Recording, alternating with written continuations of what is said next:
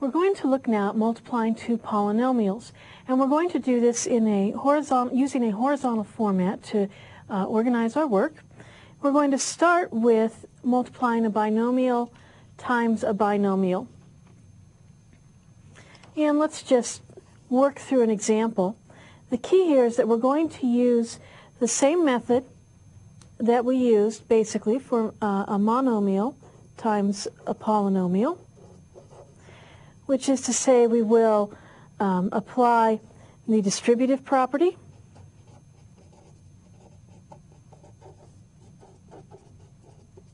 and then we will simplify our answer by combining like terms. So let's see how that goes. Let's take a binomial times a binomial, as I said before.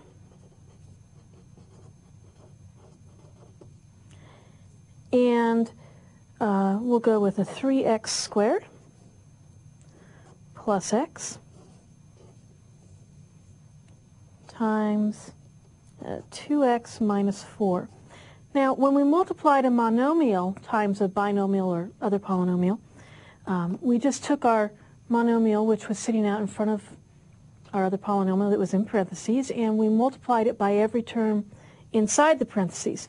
What we want to do here is think about this entire binomial that's sitting out front as one unit and use the distributive property with it just like we would have with a monomial.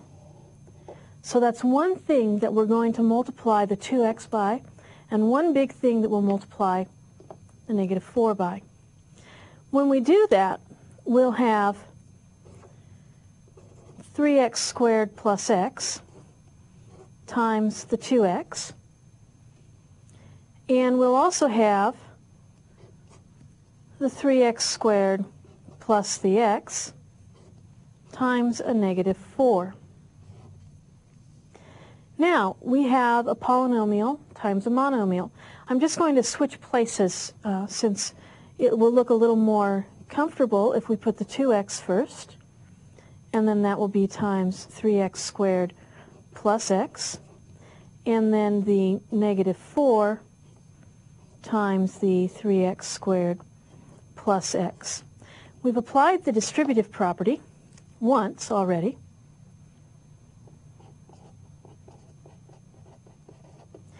We need to apply it again to this piece and to this piece. And this is all going toward establishing a little quicker and shorter way of doing this, showing you how the pattern works out.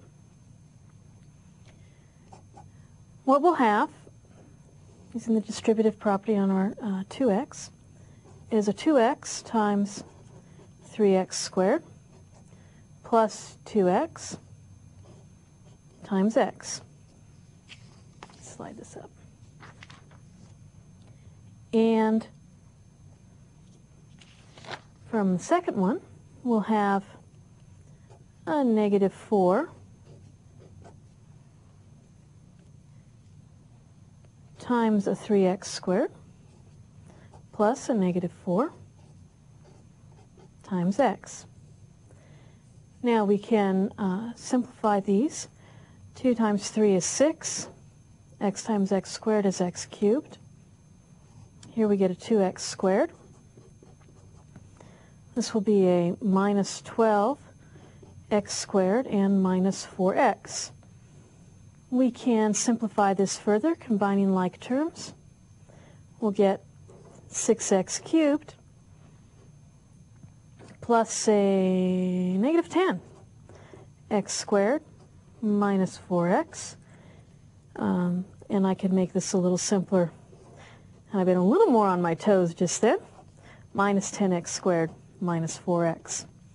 And that's what our initial problem multiplies out to. Now, there's a little bit shorter way that we could look at this. The end result is that we took I'll just show you that and then apply it to a more interesting little problem. And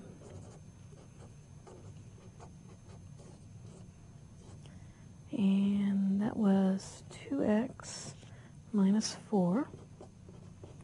The end result was that we took each of these in the first set of parentheses and just multiplied it with each in the second. And as long as you make sure that you don't miss any of these terms when you're multiplying it out, you can skip that long in-between step and use the arrows as a guide, as a reminder. What we ended up with was 3x squared